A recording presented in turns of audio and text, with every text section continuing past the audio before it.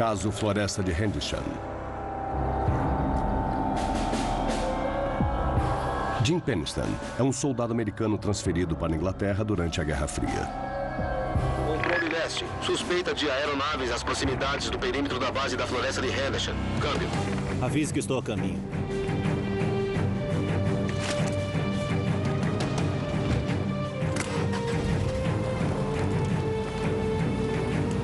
(25 de dezembro de 1980, Suffolk, Inglaterra).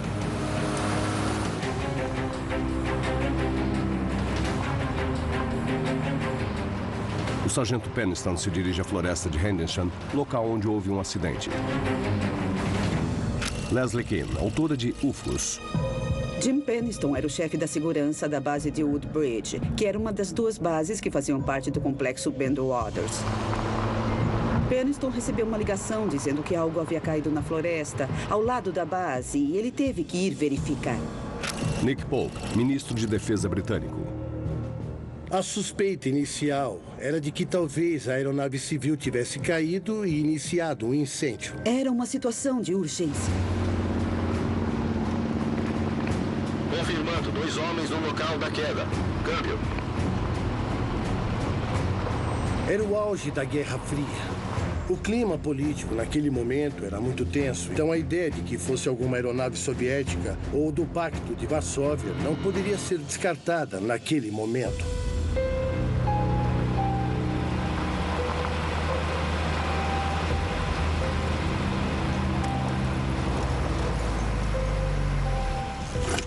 Penniston chega à entrada da Floresta de Henderson e encontra os 2 homens que viram a nave cair. Você para o veículo.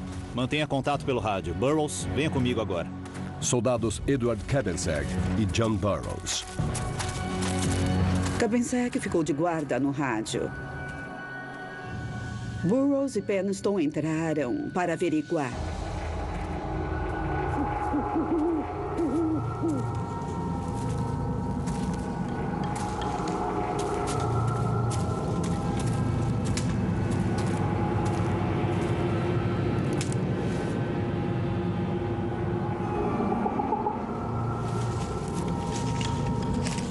Em qualquer acidente de avião, os sinais são claros.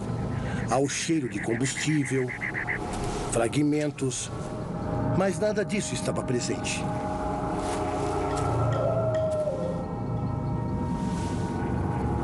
Mas a 100 metros de distância, eles veem luzes piscando. John, claro, estava familiarizado com aviões e helicópteros.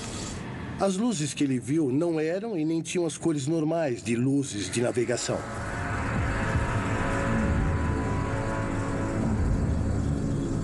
A teoria inicial de que era um acidente de avião não demora em ser descartada.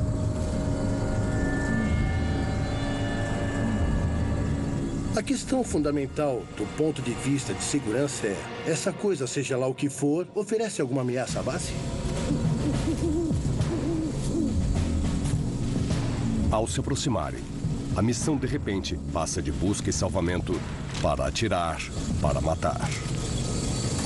O fato de que a Guerra Fria deixou todos mais preocupados com questões de segurança. Todas as bases militares estavam em alerta constante contra espionagem, terrorismo ou contra qualquer coisa que saísse do normal. Controle de entrada, alguma leitura? Controle de entrada, na escuta, câmbio.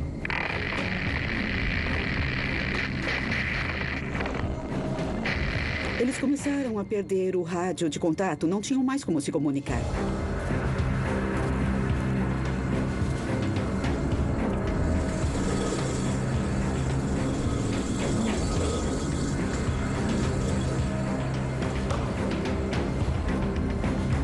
Então, de repente,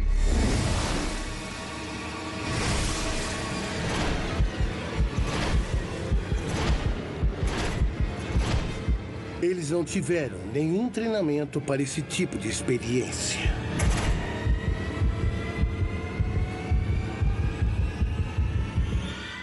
Falei com o John e o Jim sobre isso. E eles estavam juntos lá investigando. Mas chegou um momento em que não estavam.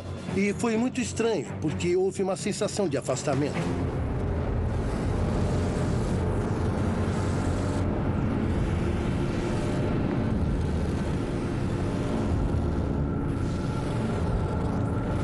Era uma espaçonave pequena de forma triangular, com cerca de 2 metros de altura e também de comprimento.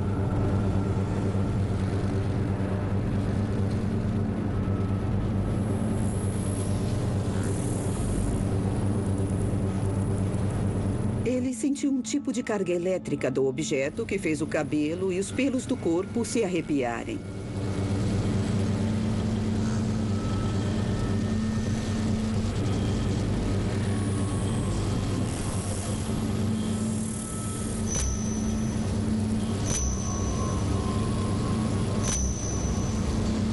Jim deu uma descrição bem detalhada. Era um objeto metálico bem liso. Estava pulsando, vibrando. Era quase orgânico. Não havia sinal de asas ou qualquer tipo de hélice ou de uma turbina. Só estava parado ali, no chão. E ele sabia que era algo totalmente incomum. Não era um avião. Jim Penniston era um militar altamente experiente. Um especialista em aeronaves e drones. E quando Jim disse que não era uma aeronave russa, nós acreditamos. Uma das coisas mais impressionantes para ele foram os símbolos que viu. Nada que se assemelhasse às letras ou aos números que conhecemos. Ele os comparou a hieróglifos egípcios.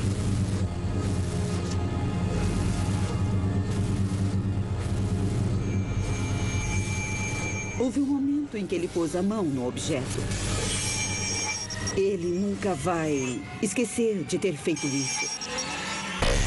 Ele sentiu como se fosse uma corrente elétrica passando por todo o corpo.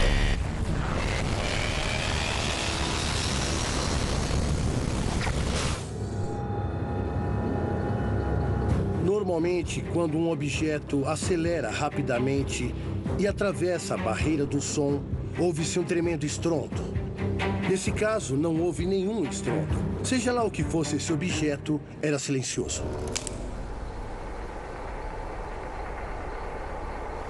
De repente, Penniston repara que Burroughs está de volta.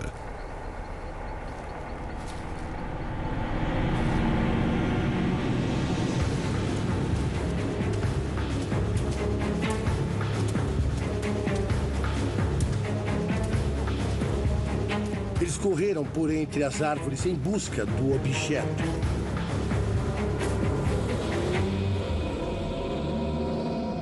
Chegou o momento em que eles perderam o objeto de vista.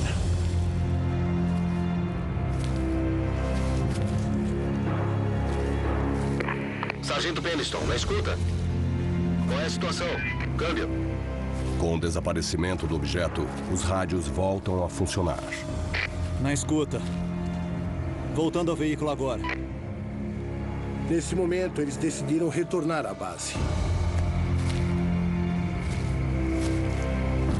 O que aconteceu foi marcante. Está claro que mesmo hoje, mais de 30 anos depois do evento, isso ainda os assombra. Atrás de respostas, Sargento Penniston retorna à floresta de Hendrickson no dia seguinte. Ele encontra marcas de queimaduras, galhos quebrados e cortes triangulares no chão, onde afirma que a nave havia pousado. Alguns dias depois, investigadores da Força Aérea dos Estados Unidos varrem a área e descobrem níveis de radiação muito mais altos que o normal. Sargento Penniston é informado mais tarde pelo laboratório fotográfico da base que nenhuma de suas fotos foi aproveitada e teve acesso negado aos negativos. Em 1998, John Burroughs é submetido à hipnose. Na situação, ele conta ao investigador que se lembra de ter sido atraído por uma luz e de ter se sentido desorientado. Peniston e Burroughs recentemente anunciaram a ação de abrirem um processo na Justiça Federal contra a administração de veteranos. Eles acreditam que o incidente em Henderson tenha lhes causado problemas de saúde crônicos. Até hoje, o governo americano se recusa a falar publicamente sobre o caso.